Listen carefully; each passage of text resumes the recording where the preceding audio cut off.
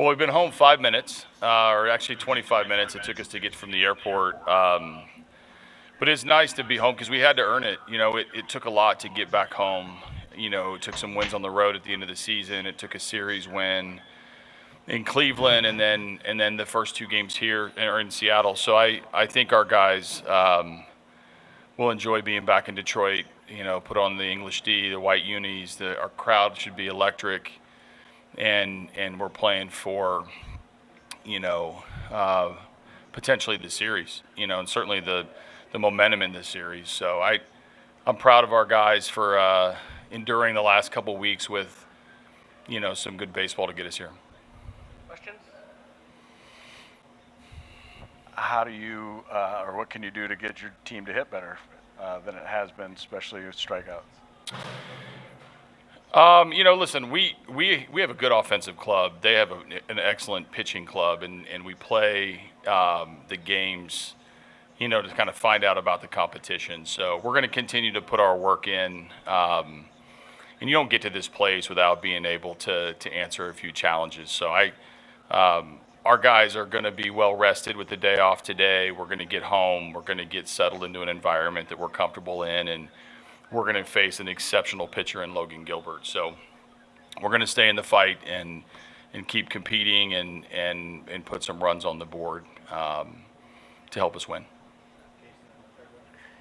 You mentioned, the appreciation coming back here. Considering some of the environments you played in, especially Cleveland and Seattle, do you think there's an appreciation for what they could have here, with a crowd? Yeah. Well, this group will be for us. I know that. I know the other ones weren't. I mean, just if you put a microphone above the dugout, you'd hear some amazing things. And I think it's important that our guys feel that love and feel that appreciation from a city that has embraced this team, certainly over the entirety of the organization. But the last couple of years with this team specifically, we've had some incredible games at home and playoff games and a rowdy atmosphere that makes this truly a home field advantage. So ton of support coming home. There's going to be people stopping us everywhere, and your local coffee shop, your restaurants, your cities that these guys all live in are going to be sporting the English D. I've seen the Lions do it. I've seen the Pistons do it. We support one another when we're in this city, and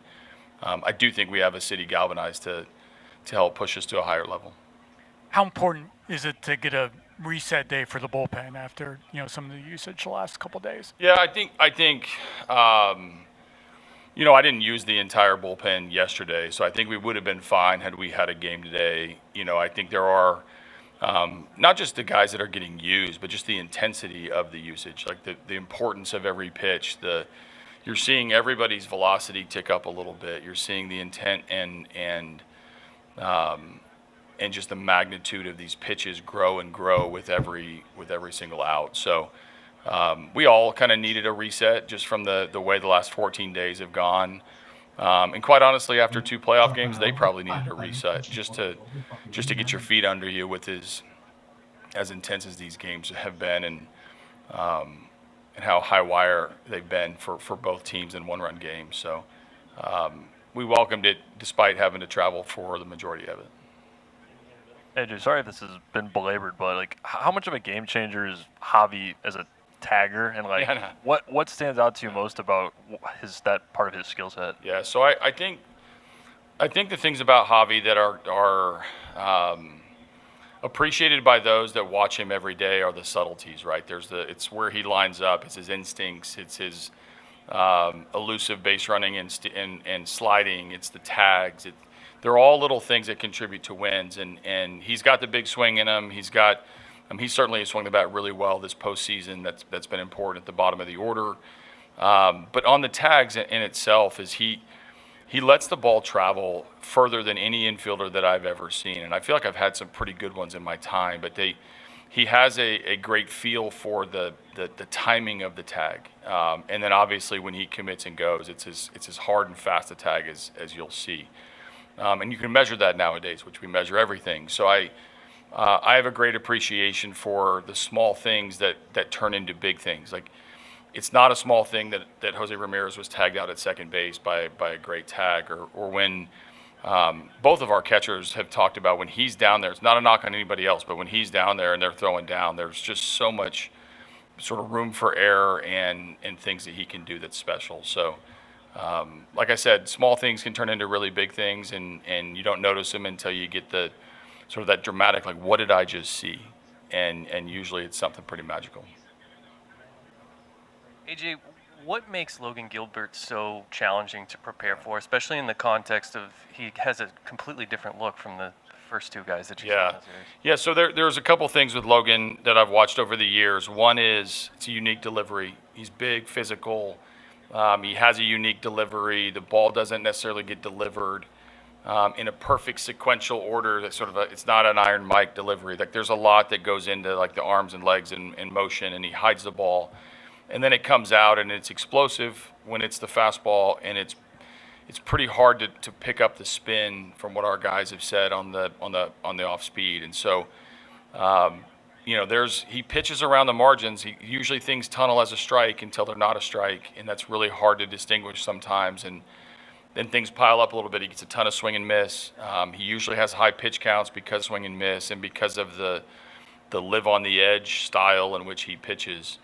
But when he has command of the fastball and the split, he's you got to pick one or the other. It's hard to cover the entire strike zone and the entire arsenal with what he can do. So we have a couple guys that are familiar with him. We haven't seen him a ton. We have a couple of bats across our lineup. But I think for me, the key is going to be locking in on our approach and conceding something. Maybe it's the big monster swing. Maybe it's strike one to get a better view of him, or maybe we ambush him. I think that's what tomorrow night's all about. AJ, just to circle back to the offense really quick. This time of year, obviously, it always seems like the pitching is really, really good. But from your perspective, how much of the struggles lately has it been pitching? Has it been approach? And how much time this time of year do you seriously spend thinking about making this tweak or that tweak or any tweaks? To a swing? To a tweak to what, though? I'm just asking you. In general offense? I'm not saying anything specific. It's always hard this time of year because I do know there's a ton of attention on the things that you're not doing. I think we can credit the other side a little bit on their approach. We can also, if you look across the board, take Toronto out. The offensive explosions are hard to come by this time of year because you're playing the best teams with the best pitching oftentimes.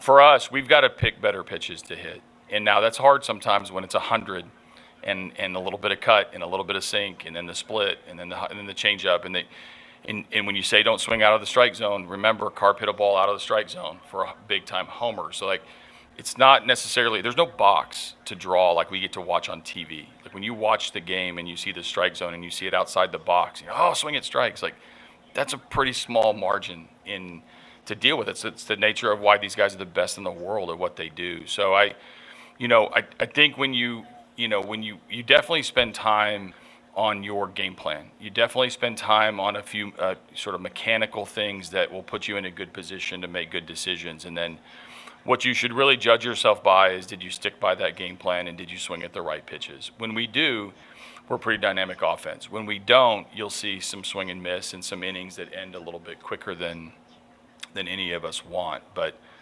welcome to Major League Baseball. When you advance to the division series, which we've done a couple times now in a couple years, you're just going to face the good guys. You're not going to face the ones that struggle and then throw you a middle 92, 94. Those guys don't exist at this time of the year. So you've got to lock in your approach to make sure that you're swinging at the right pitches. How important has Kerry Carpenter's defense in right field been for making this lineup with Colt Keith, the DH, work, especially since, for pinch hitting reasons, he didn't get a ton of time in the stretch? No doubt. He one of the things that was hard about the end of the season, the way that it went for us, is we felt like we were playing playoff baseball because we felt like we were playing for our playoff lives, right? Like there was a lot at stake down the stretch, and I started to stay with Parker in center, Wenzel in right, Riley in left, and Kerry never really touched the field late in the season. And not that because he couldn't do it, but just if you're going to throw out your defense that is probably the best alignment, that's what we did. And so what happens in the playoffs is things change, and all of a sudden Carp's finding himself in right field, makes a nice running catch, makes a nice sliding catch. And his improvement on defense is one of the main reasons that we can even do this with Cole.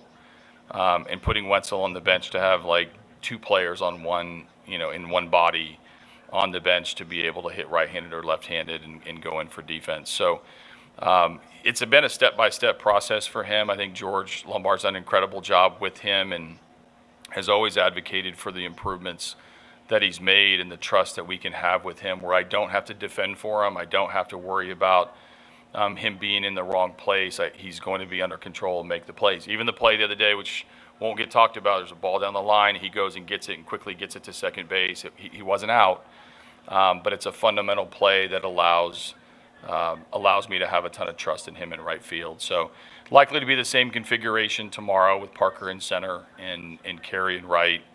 But the work has been done over the span of the last 24 months to get him prepared to play at this level.